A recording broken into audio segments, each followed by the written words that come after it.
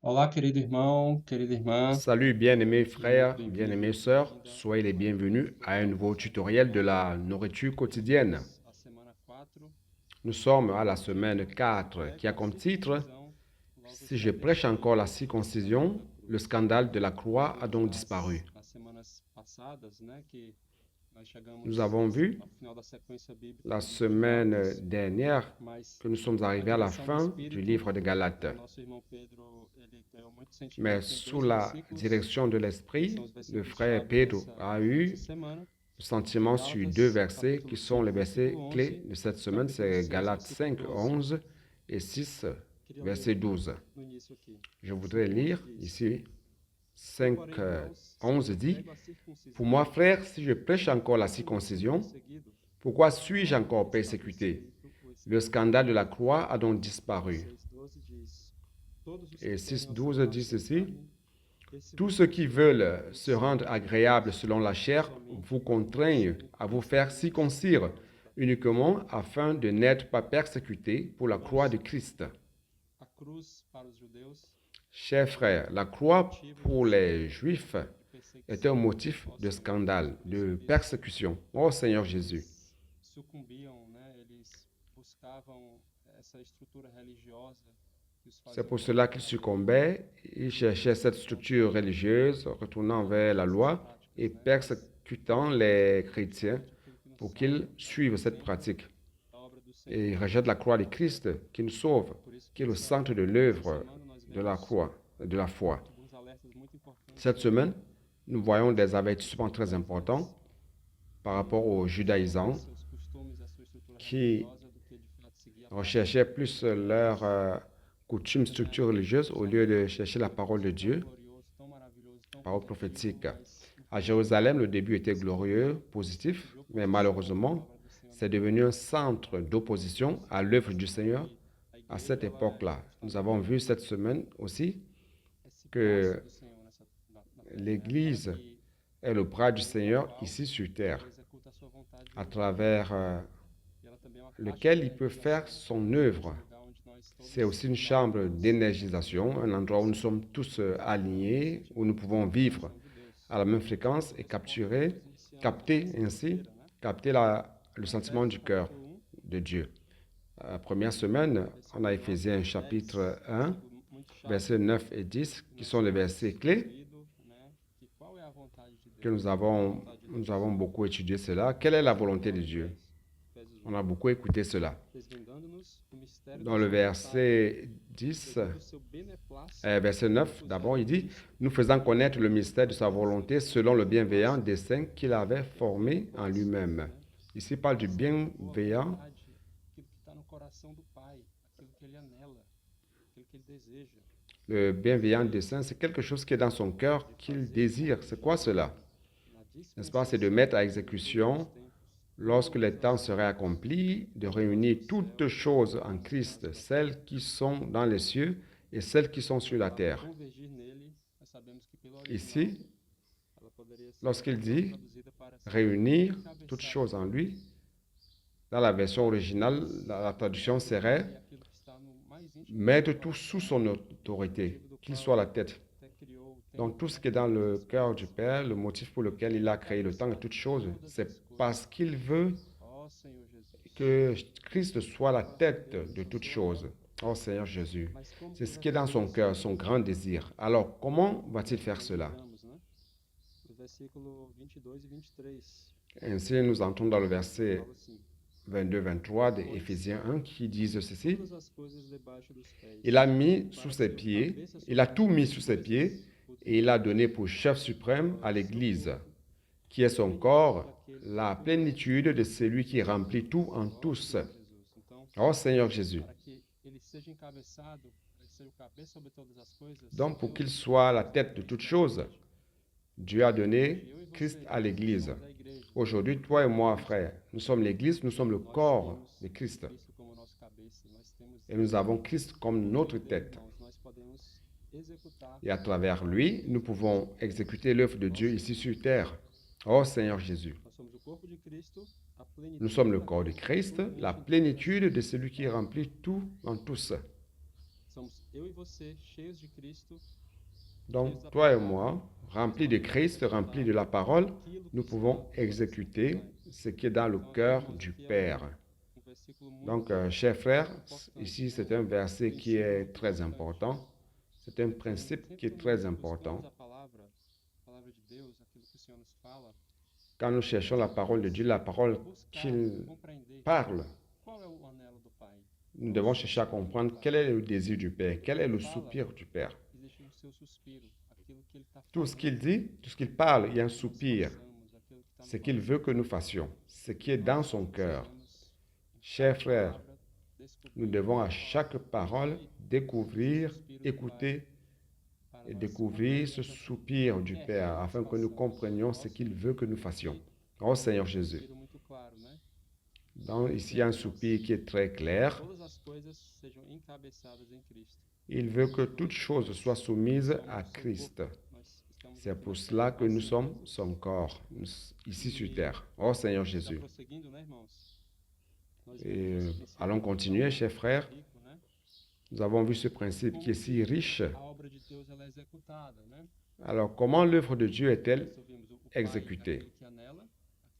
Le Père, c'est celui qui a le désir, qui a le soupir, qui a un grand désir dans son cœur. Et le Fils, c'est celui qui parle. C'est celui qui donne la parole de commandement. C'est lui qui révèle ce qui est dans le cœur du Père et il parle. Parce que tout ce qu'il fait, c'est à travers sa parole. Et c'est le Fils qui parle. Et l'Esprit, c'est lui qui a le pouvoir, c'est lui qui est capable d'exécuter, de faire des miracles. Donc, il exécute. Le Père désire, le Fils parle et l'Esprit exécute.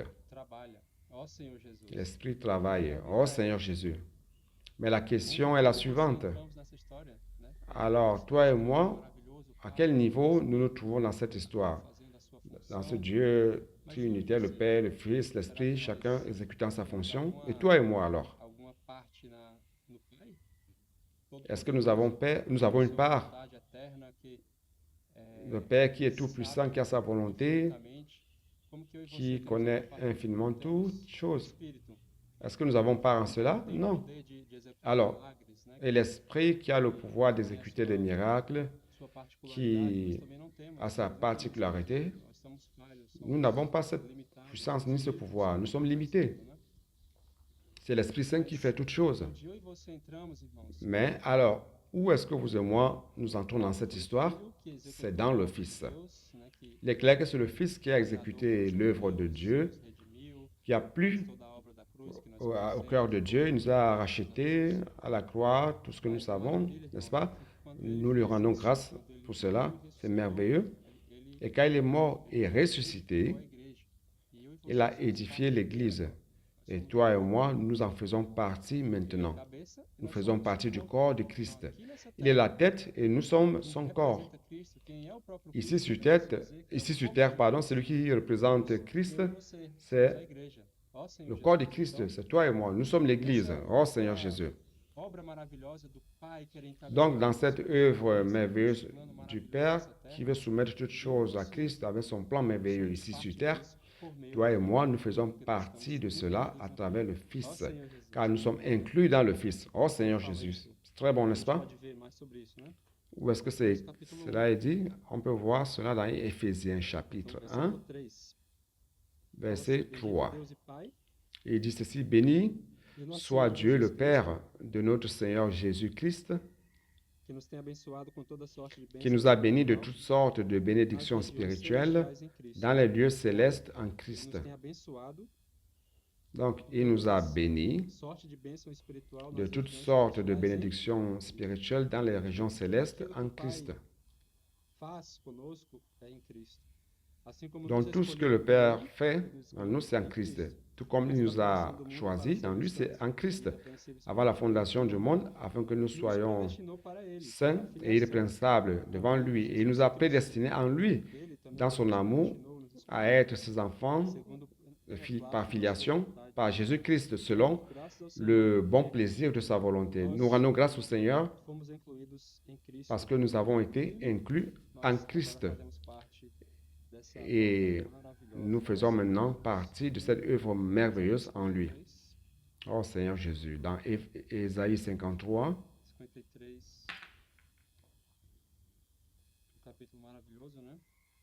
un chapitre merveilleux, n'est-ce pas? Qui montre l'œuvre que le Seigneur a faite pour nous. Ésaïe 53, 1, il dit ceci. Qui a cru à ce qui nous était annoncé, qui a reconnu le bras de l'Éternel? Donc, frère, c'est quoi le bras de l'Éternel ici dont il est question? C'est le Seigneur Jésus. Donc, son bras, c'est le Seigneur Jésus. C'est à travers lui qu'il fait son œuvre ici sur terre. Et nous faisons partie de ce bras, car nous sommes le corps de Christ. C'est à travers nous que le Seigneur peut exécuter son œuvre. Et dans ce chapitre, wow, c'est très riche.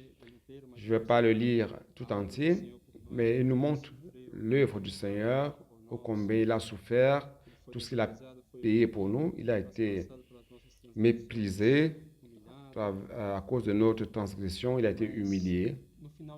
Mais à la fin de tout cela, qu'est-ce qu'on voit au verset 10?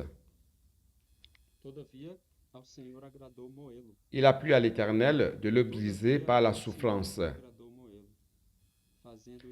Après avoir livré sa main en sacrifice pour le péché, il verra une postérité et prolongera ses jours. Et l'œuvre de l'Éternel prospérera entre ses mains. Oh Seigneur Jésus. Donc, le Seigneur Jésus, qui est le bras de l'Éternel, lorsqu'il est venu ici sur terre pour faire l'œuvre de Dieu, pour exécuter ce qui était dans le cœur de Dieu par rapport à la rédemption de l'homme, sa vie humaine, sa crucifixion, sa mort et résurrection, en faisant tout cela, nous voyons qu'il dit ici qu'il a plu à l'Éternel de le briser pour la souffrance après avoir livré sa vie pour sacrifice, sa vie en sacrifice pour le péché. Il verra une postérité et ses jours et prolongera ses jours et l'œuvre de l'Éternel. Donc, après toute cette œuvre merveilleuse, ici, l'Éternel dit que, voilà, que ses jours, il verra une postérité et prolongera ses jours. Même après avoir monté au ciel, il prolonge ses jours ici sur terre parce qu'il y a une postérité ici sur terre aujourd'hui. Alors, qui fait partie de cette postérité? C'est toi et moi. Oh Seigneur Jésus, nous sommes la partie qui prolonge sa postérité ici sur terre, qui prolonge ses jours ici sur terre. Nous croyons que nous avons été régénérés, nous avons sa vie, il est devenu esprit, comme nous le savons, et il est entré en nous. Donc aujourd'hui, nous avons le Fils en nous.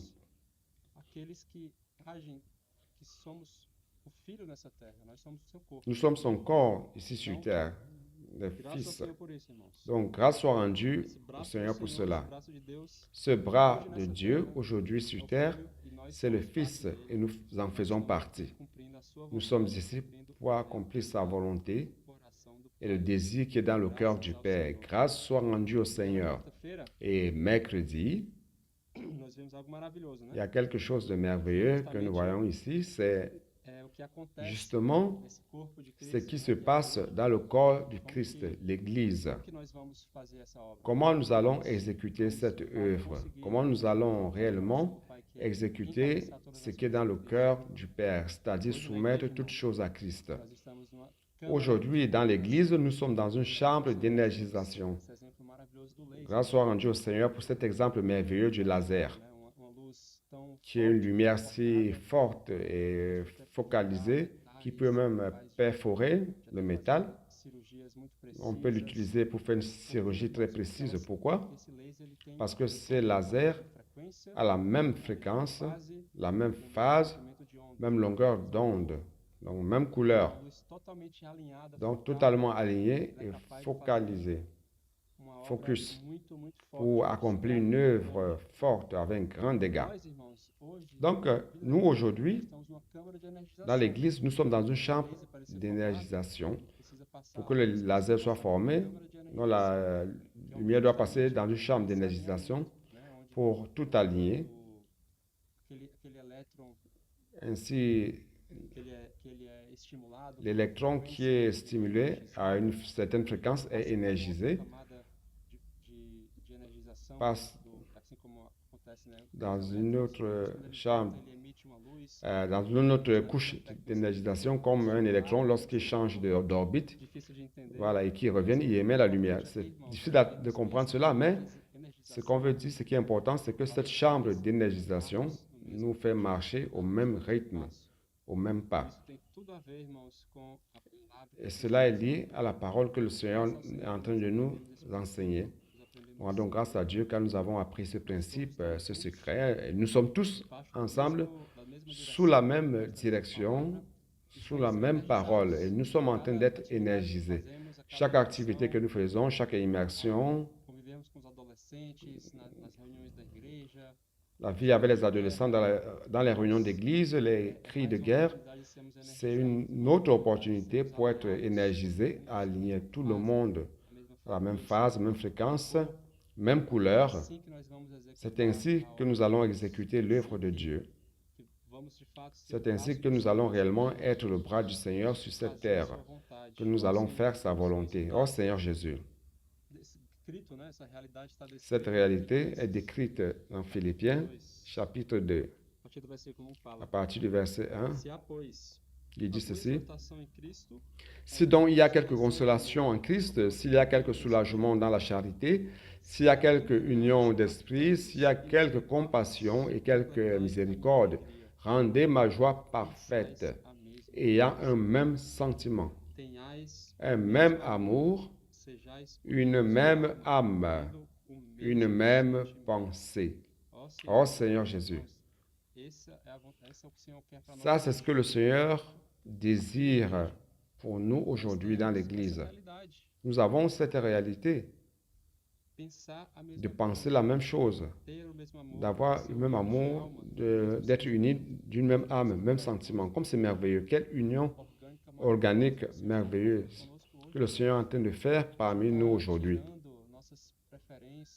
Il est en train de nous débarrasser de nos préférences, de ce que j'aime ou que j'aime pas. Il est en train de faire en sorte que nous ayons le même sentiment, le même cœur, car ça c'est le cœur du Père. Cette chambre d'énergisation, lorsque l'électron est énergisé par une lumière et qu'il émet la lumière, donc il se met à la même fréquence que l'élément qu'il a énergisé. Donc ça, c'est une circulation de la vie merveilleuse. La parole que le Seigneur nous parle, la parole prophétique nous donne la direction, nous montre ce qui est dans le cœur du Père. Chacun dans les églises, jouissant de cette parole, recevant le grand désir du Père, le soupir du Père dans cette parole-là, et partageant les uns les autres, s'encourageant les uns les autres, jouissant de cette parole, immersion, cri de guerre, pratiquant la parole, expérience dans les rues, au lieu de travail, où que ce soit. Cette vie va circuler et nous serons chaque fois plus alignés. Nous allons penser la même chose, ayant les mêmes sentiments. Oh Seigneur Jésus, ça c'est si merveilleux.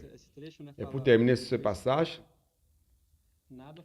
3 et 4, il dit, ne faites rien par esprit de parti ou par vaine gloire, mais que l'humilité vous fasse regarder les autres comme étant au-dessus de vous-même. Donc, on doit laisser de côté nos vaines gloires, ne plus penser à nous-mêmes, nos prestiges dans l'Église, ou rechercher des éloges ou quoi que ce soit. Frère, tout cela va à l'encontre de ce que le Seigneur désire. Le Seigneur ne veut rien que ce soit par esprit de parti ou par vaine gloire, mais par humilité, considérant les autres supérieurs à nous-mêmes. Nous ne devons pas avoir des disputes dans l'Église en disant « Ah, mon service est plus important que le service de telle autre sœur. Je fais ceci, je fais cela, cet autre frère ou cette autre sœur ne fait pas cela. » Non, il n'y a pas d'espace pour cela dans l'Église. Nous sommes ici pour accomplir le désir du Père, qui veut soumettre toutes choses à Christ. Et pour cela, chers frères et sœurs, nous devons être totalement unis, sans des murmures, sans des disputes, sans aucun esprit de parti, mais chacun considérant les autres supérieurs à soi-même. Verset 4, que chacun de vous, au lieu de considérer ses propres intérêts, considère aussi ceux des autres.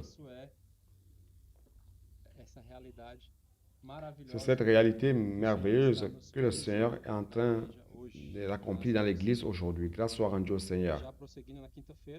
Allons à jeudi. On a cet avertissement qui est si marquant, que nous avons vu le plus souvent la semaine dernière, les semaines antérieures sur l'Église à Jérusalem.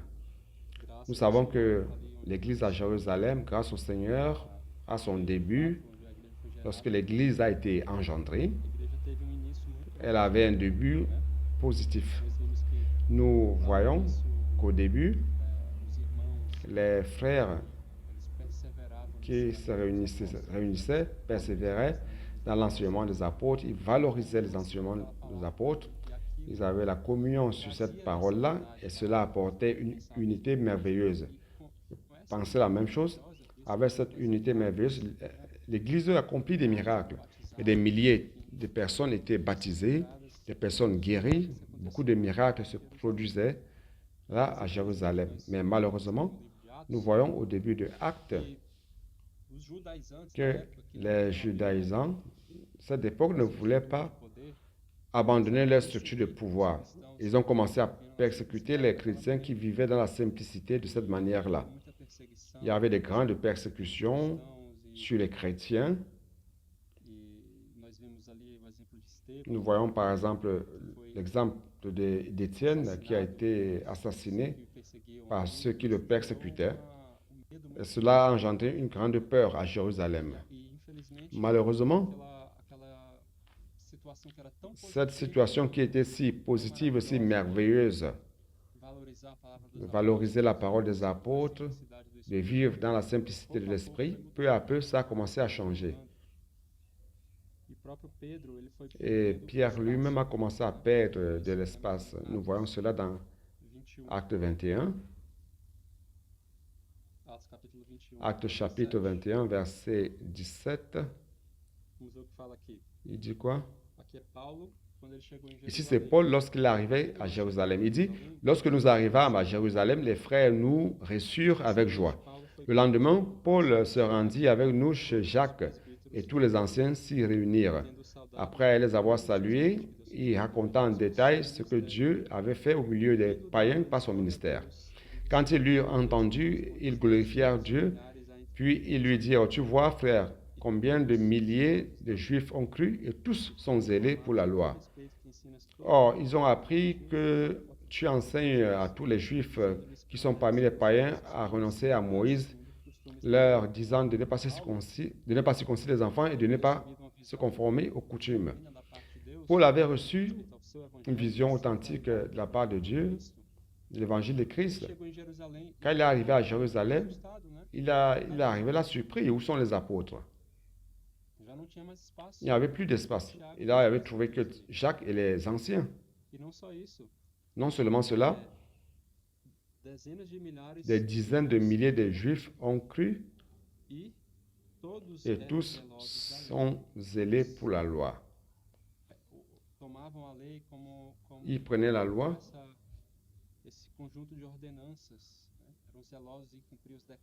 ce sont ces ensembles d'ordonnances et prenaient cela et voulaient accomplir. Il dit que tu l'as interdit de ne pas circoncire les enfants et de ne pas se conformer aux lois de Moïse. Donc, ici, ils sont tombés dans le piège des judaïsants et ils voulaient retourner vers la loi, cherchant à plaire à Dieu dans la chair, selon leur effort humain, dont les judaïsants ont remplacé le véritable évangile dont la croix est le centre en imposant ainsi la circoncision. C'est parce que le Seigneur nous a préparés. Ça, ce n'est pas le centre de l'œuvre de Dieu aujourd'hui. Aujourd'hui, nous devons vivre par la foi. Nous croyons en Christ, nous recevons Christ et nous vivons par lui. Nous ne prenons pas la parole de Dieu comme ordonnance à laquelle je dois me forcer pour accomplir. Je crois en Christ, je le reçois et à travers lui, je peux plaire à Dieu. Étant en esprit et en communion avec ce Christ merveilleux qui est capable, c'est ainsi que nous pouvons accomplir l'œuvre de Dieu et plaire à Dieu. C'est pour cela que Paul a parlé de manière forte dans ce livre de Galates que nous avons lu durant cette semaine. Au chapitre 3 de Galates, versets 23 à 25, Paul parle. Avant que la foi vienne, nous étions enfermés sous la garde de la loi. Donc avant la foi, il y avait la loi. En vue de la foi qui devait être révélée. Ainsi, la loi a été comme un pédagogue pour nous conduire à Christ, afin que nous fussions justifiés par la foi. La foi étant venue, nous ne sommes plus sous ce pédagogue. Donc la loi, on avait vu dans les semaines antérieures que la loi était comme un pédagogue, comme un tuteur qui conduit un enfant jusqu'à ce qu'il atteigne la maturité et assume ses propres responsabilités et assume sa propre vie.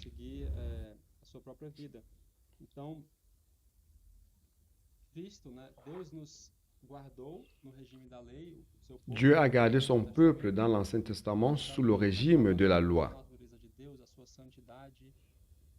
Donc il y avait la loi qui montrait la nature de Dieu, sa sainteté, ce qui était dans son cœur, la manière qu'il voulait que le peuple vive. Il a gardé donc le peuple sous cette dispensation-là. Mais lorsque Christ est venu, lorsqu'il est venu et qui a accompli cette parole, nous ne sommes plus sous ce tuteur. Nous sommes maintenant adultes. Nous assumons notre maturité. Nous sommes émancipés. Nous pouvons vivre à travers Christ, jouir de Christ. Et lui-même peut faire l'œuvre de Dieu à travers nous. Nous ne sommes plus sous ce tuteur, ce pédagogue. Donc, nous sommes déjà comme des majeurs. Nous avons atteint la filiation. Nous sommes fils de Dieu. Nous faisons partie de Christ lui-même, ô Seigneur Jésus. Nous avons la foi. Lorsque les judaïsants voulaient retourner à cela, Paul était étonné. Parce que, frère, nous avons la foi. Nous avons déjà traversé cette phase-là. Nous ne devons plus vivre, nous fatigants, essayant d'accomplir une loi, des fêtes, des coutumes, des jours, enfin. Personne n'est capable d'accomplir cette loi dans sa propre chair. Même si vous et moi, nous parvenons à accomplir une petite partie, même si c'est 90%, les 10% que je n'arrive pas à accomplir, la parole dit que je suis maudit. Donc maudit, celui qui tombe, qui n'accomplit pas ce qui est accompli dans le livre de la loi. Donc le Seigneur nous a déjà délivrés de cette malédiction. Nous avons la foi. C'est pour cela que lorsque Étienne a parlé dans sa défense, lorsqu'il était persécuté, il a beaucoup parlé d'Abraham. Parce que Abraham a été justifié à partir du moment où il a cru, là au début. La loi de Moïse n'existait pas encore. La loi est venue après. Mais Abraham a cru. Et cela lui a été imputé à justice. Donc l'objectif de Dieu, la manière dont Dieu fait son œuvre aujourd'hui et transmet cela à l'homme, c'est à travers sa parole. C'est lorsque nous croyons en cette parole, avec un cœur simple et pur, que nous allons plaire au cœur de Dieu. C'est de cette manière que nous allons faire l'œuvre de Dieu. C'est par la foi. La dispensation de la foi. Ce n'est pas la dispensation de la loi. Oh Seigneur Jésus. C'est pour cela que Étienne a ouvert son cœur et montré cela à tous ceux qui le persécutaient. Oh Seigneur Jésus. Donc on va continuer à vendredi. Nous voyons justement cela, que c'est ceux qui sont de la foi qui sont fils d'Abraham. C'est dans Galates 3, verset 6 dit ceci. Comme Abraham crut à Dieu et que cela lui fut imputé à justice. C'est parce qu'il a cru, ce n'est pas la foi qu'il a été justifié. Le verset 7 dit, reconnaissez donc que ce sont ceux qui ont la foi qui sont fils d'Abraham. Malheureusement, chers frères, les Juifs ont pris la parole de Dieu comme une base pour monter une structure de pouvoir, en disant, ah, nous sommes des enfants d'Abraham, et ils s'enorgueillaient. Ils s'efforçaient pour accomplir des décrets et jugeaient ceux qui ne parvenaient pas à accomplir. Ils ont créé une structure de pouvoir. Et lorsque la foi est venue, lorsque l'œuvre du Seigneur est venue et que l'Église a été engendrée, et lorsqu'ils ont vu tout ce qui s'est passé, ils ne voulaient pas abandonner leur structure de pouvoir. Ils ont tout fait pour persécuter et faire taire tout ce que l'Esprit était en train d'accomplir à travers la foi, à travers ceux qui avaient cru avec simplicité en sa parole. Et malheureusement, chers frères, c'est ce que la religion fait de nous. C'est une structure que la religion monte dans notre cœur pour que nous tombions dans cela. Allons voir 2 Chroniques 36.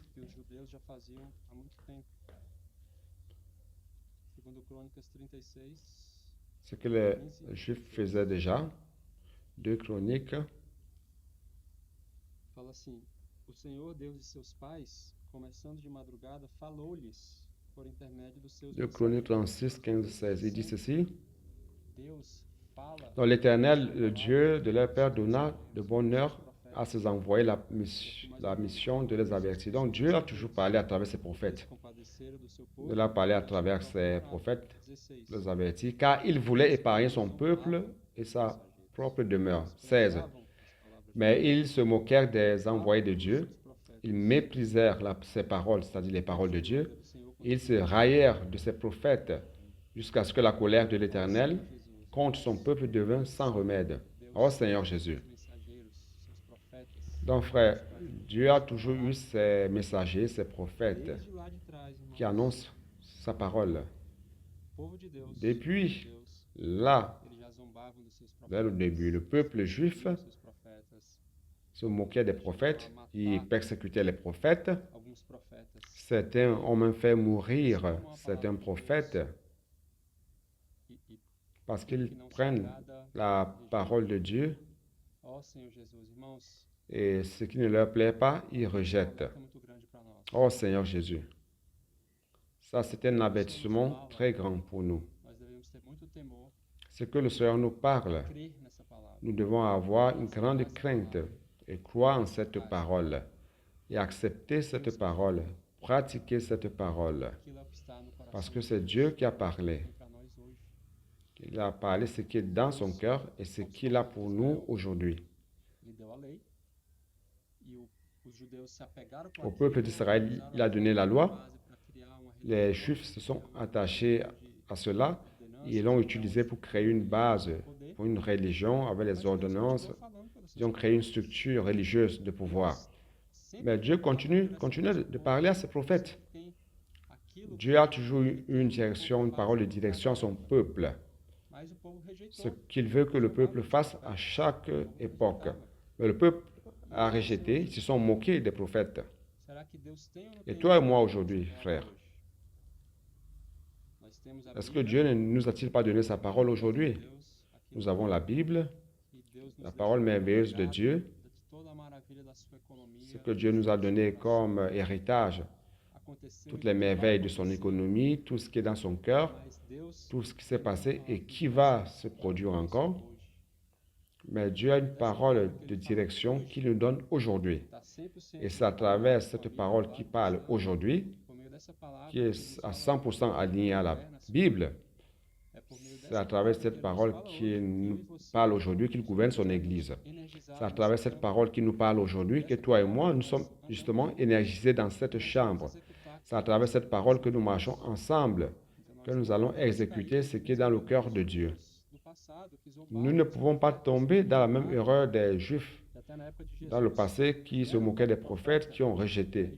Même à l'époque de Jésus, qui était lui-même prophète, j'entre déjà dans samedi, donc le prophète lui-même qui est venu accomplir ce qui était dans le cœur de Dieu, exécuter ce qui était déjà promis, annoncé par les prophètes, qu'il serait le Messie qui viendrait exécuter l'œuvre de l'Éternel, sauver le peuple de la captivité. Ils l'ont rejeté, chers frères, parce qu'ils se sont attachés à cette structure de pouvoir. Ils se sont attachés à ce qu'ils ont eux-mêmes monté comme religion. Oh Seigneur Jésus, nous ne pouvons pas tomber dans cela. Nous ne pouvons pas tomber dans cette structure religieuse que nous-mêmes pouvons monter. Et c'est ça le véritable problème, le véritable avertissement. Donc la loi de Moïse, c'est la parole de Dieu, oui ou non? Oui, c'est la parole de Dieu. Mais lorsque nous prenons cela dans un cœur qui n'est pas adéquat, ça peut devenir une religion qui tue des personnes, qui éloigne des personnes. Donc c'est terrible. On a besoin d'avoir un cœur simple pour prendre la parole de Dieu, croire en elle. Oh Seigneur Jésus. Voyez ce qu'il est dit dans Matthieu, chapitre 23.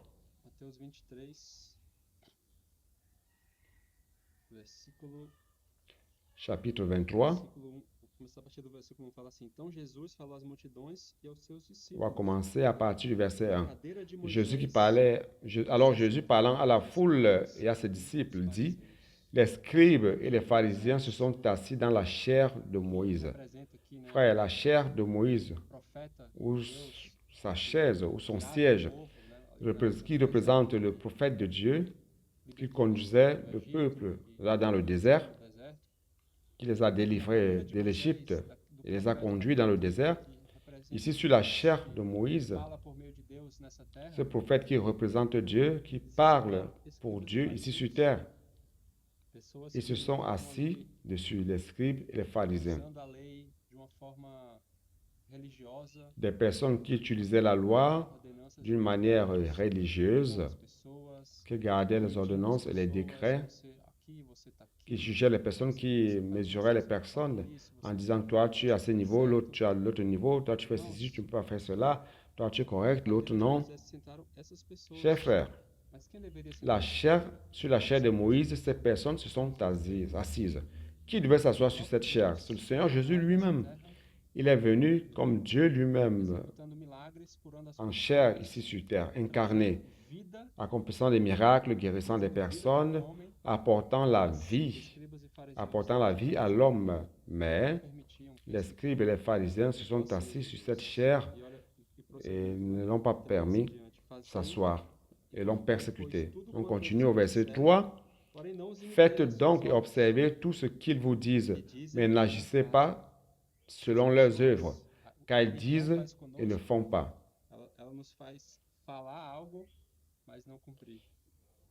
La religion, ce que la religion fait de nous, c'est de nous amener à dire des choses et ne pas accomplir, sans aucune réalité. C'est des choses externes, des choses qui peuvent même être attrayantes. Verset 4. Il dit les fardeaux pesants, ils les mettent sur les épaules des hommes, mais ils ne veulent pas les remuer du doigt. Ils font toutes leurs actions pour être vus des hommes, ainsi ils portent de larges phylactères et ils ont de longues franges à leurs vêtements. Ils aiment les premières places dans les festins et les premiers sièges dans les synagogues.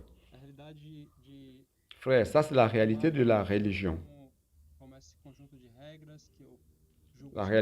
Le fait de prendre la parole de Dieu comme un ensemble de règles, juger des personnes qui créent des hiérarchies.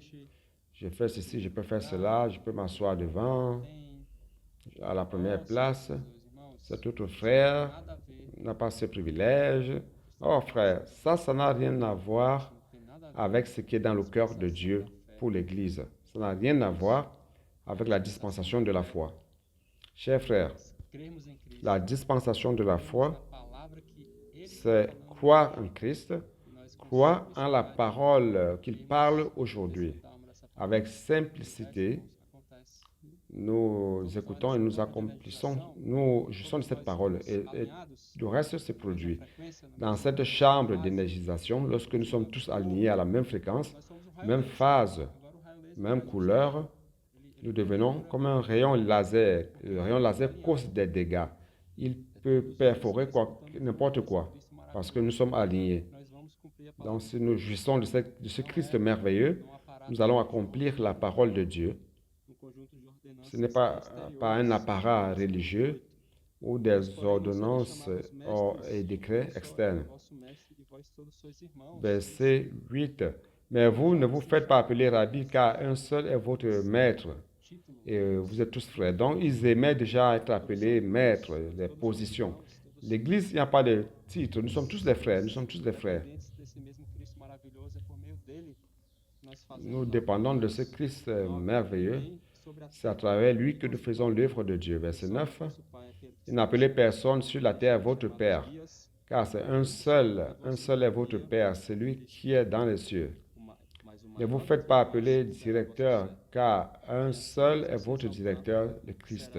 Et le plus grand parmi vous sera votre serviteur. Quiconque s'élèvera sera abaissé, et quiconque s'abaissera sera élevé. Oh Seigneur Jésus, ça c'est le principe de l'Église.